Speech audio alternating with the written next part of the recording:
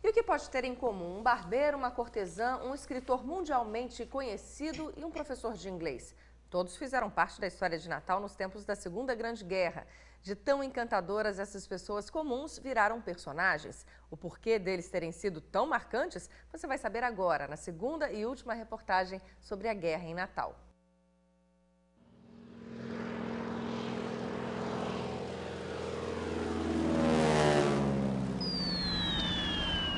Welcome to Parnammarine Field, our largest base house.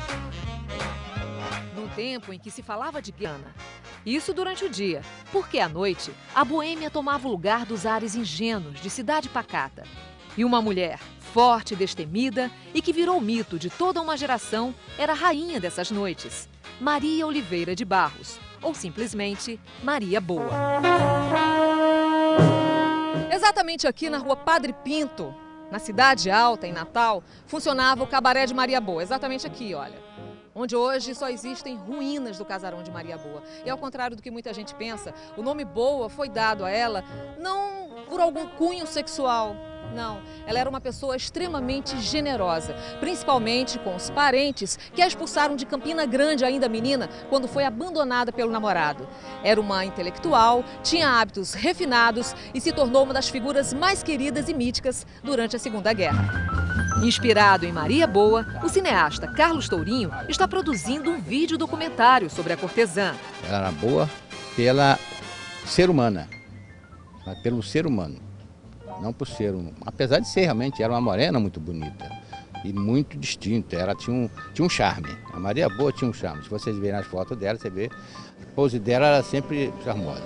Os cadetes que frequentavam a Maria Boa, né, resolveram fazer uma homenagem à Maria Boa. E um dos aviões, na época da Segunda Guerra, botaram Maria Boa, o nome de Maria Boa, que eles tinham o costume de botar o nome dos aviões. E ela não acreditava que realmente eles tinham colocado isso, e levaram ela para lá, né? Levaram ela para uma história contada, viu? Levaram ela até lá e quando ela viu aquilo, ela desmaiou em choro, né? Da homenagem que fizeram sobre ela. E conta a história de que ela, agradecendo, ela fez uma foto nua e deu para eles. E se fosse para traduzir numa frase, quem foi Maria Boa?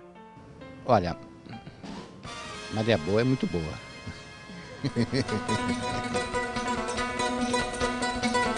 A guerra produziu muitos personagens marcantes e que se tornaram épicos. Um deles era um barbeiro conhecido pelas tiradas geniais, pelas presepadas e que se tornou uma espécie de queridinho dos americanos. E ele morou exatamente aqui, na Travessa do Motor, na Praia do Meio, o lendário Zé Areia.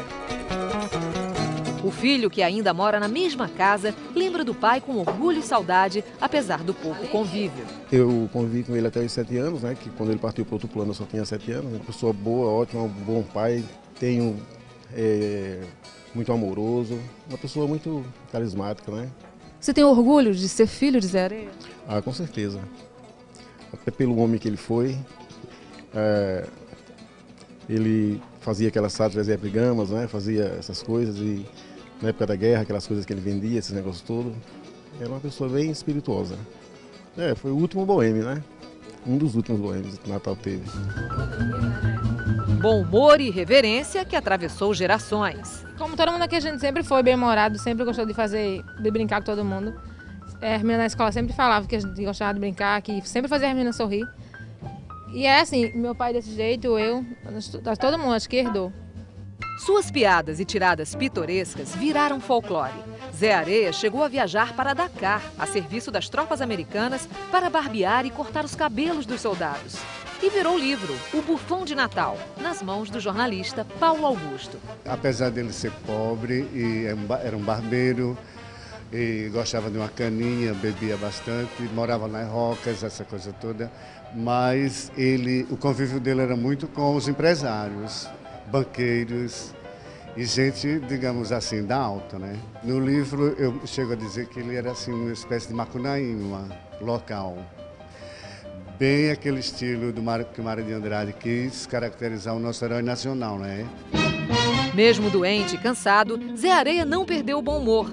Ao pleitear uma pensão ao então governador Monsenhor Valfredo Gurgel e pela demora para adquirir o benefício, ele mandou o seguinte recado. Monsenhor, Mande pagar a pensão em meu favor, que eu prometo só viver mais uns 2 anos. Promotion, promotion, promotion. Na base aérea de Natal, um professor marcou também para sempre a vida dos soldados americanos. Ele era tradutor e intérprete e se tornou o elo principal entre as sociedades e os governos dos 2 países. Mais que isso até, se tornou a ponte entre a nossa cultura e a dos gringos. Protásio Melo teve sua vida marcada pela guerra para sempre.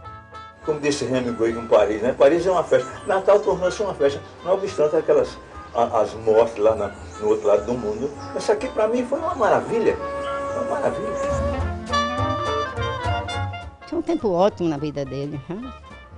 Foi muito feliz, gostava muito de Parnamirim, ele adorava inglês, ficava lá conversando, os oficiais prestigiavam muito, sabe? A vida era uma festa na época? Naquela época era.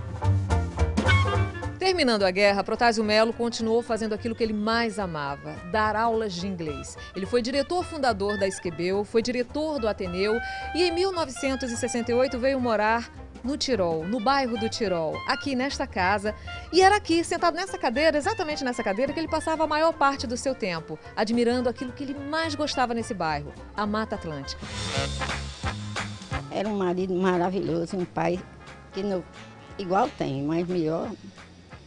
Eu guardo uma saudade imensa dele, não posso nem falar. Se continuar, eu termino chorando. Não posso dizer nada sobre ele.